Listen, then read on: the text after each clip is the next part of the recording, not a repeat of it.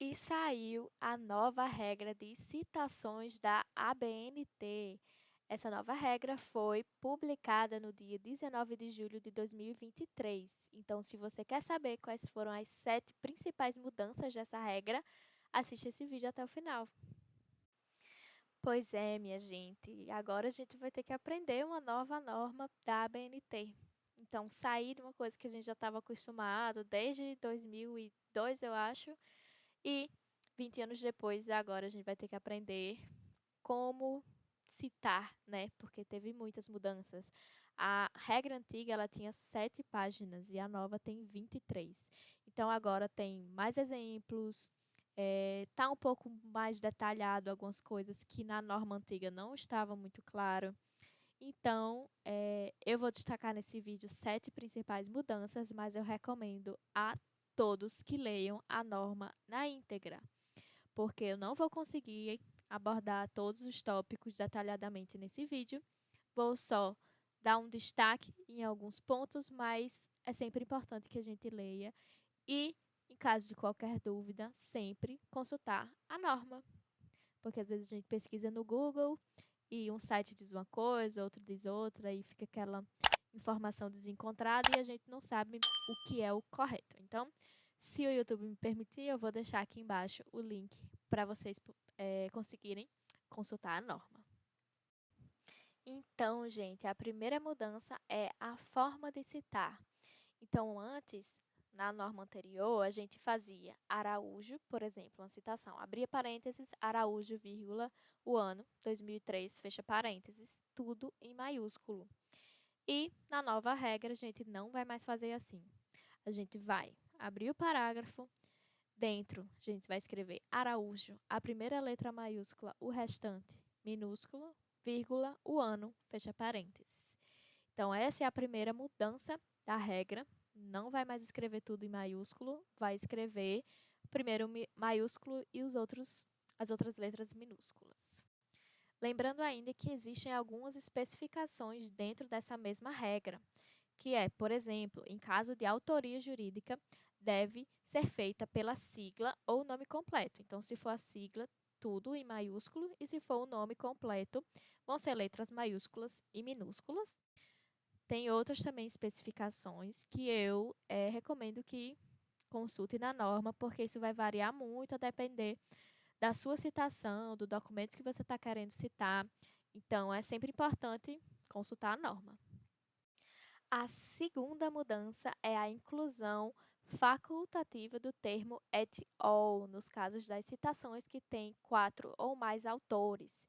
Então, apesar de lá nas referências, perceba que existe a diferença entre citação, que é no texto, e as referências, que ela é orientada por outra norma, mas mesmo que nas referências você coloque o nome de todos os autores, no texto você pode optar pelo termo et al. Ou colocar o nome completo de todos os autores. Terceira mudança é sobre o uso de expressões latinas, como et al., que a gente discutiu na mudança anterior, apud, entre outras expressões.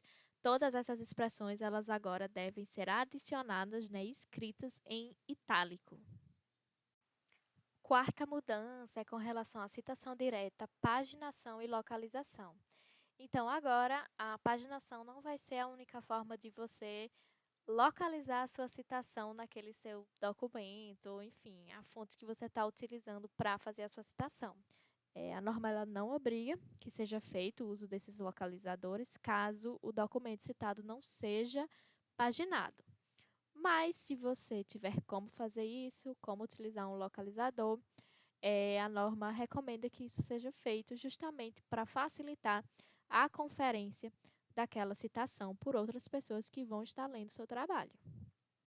Quinta mudança é com relação às citações longas e o recuo, que antes era obrigatório da margem esquerda, no caso das citações diretas com mais de 3 linhas. Então, era obrigatório um recuo de 4 centímetros da margem esquerda. Nessa nova norma não é obrigatório, é apenas uma recomendação, né? Recomenda-se que o recuo seja feito, mas se o autor preferir não fazer nenhum recuo, tudo bem, também não é mais uma obrigatoriedade. Porém, é obrigatório ainda que seja seguido um padrão. Então, se você optar por fazer o recuo numa citação, então, no restante do seu documento, você segue o mesmo padrão fazendo recuo. Se você não fizer, então, o restante do documento segue sem fazer também recuo. Sexta mudança é com relação ao uso do ponto final no fim da frase e não no fim da citação.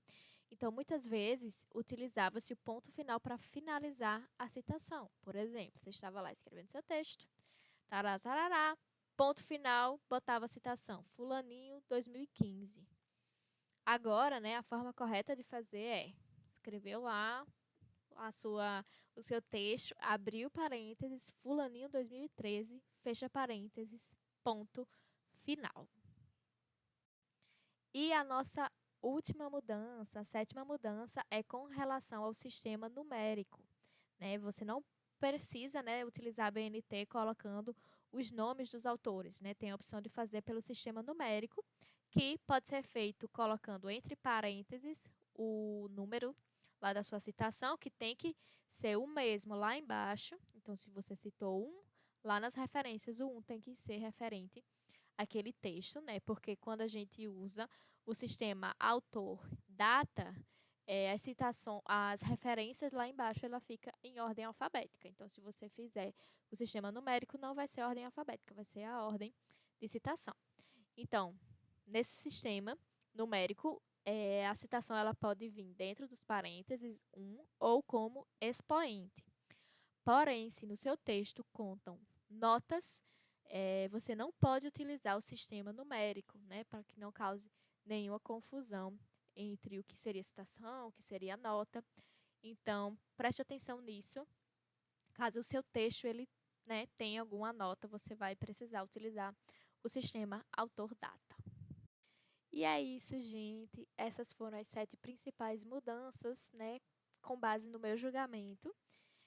Reforço ainda que todos leiam essa nova norma, se apropriem, né, do que mudou, do que estava diferente, se você vai precisar ajustar alguma coisa no seu texto, porque, a priori, essa norma ela já está em vigor, porém, isso não necessariamente indica que você vai precisar ajustar o seu texto para essa nova norma. Então, às vezes as universidades elas precisam de um tempo maior para conseguir aderir a essa nova norma. Então, fale com seu professor, com seu orientador, com a coordenação do curso, enfim, para que você certifique-se de que se precisa utilizar essa nova norma, se existe algum documento de orientação para o preparo dos trabalhos e que se nesse documento ainda não tiver essa nova norma, talvez você não precise utilizar. Mas é importante que a gente conheça, saiba o que mudou, porque eventualmente em algum momento, todas as universidades e cursos, enfim, vão estar utilizando essa norma, né, atualizada. E é isso. Agradeço quem assistiu até aqui. Deixe um like, compartilhe o vídeo também com seus amigos para que eles fiquem por dentro do que mudou. Também inscrevam-se no canal e deixem um comentário, uma sugestão também para algum futuro vídeo. E é isso. Tchauzinho.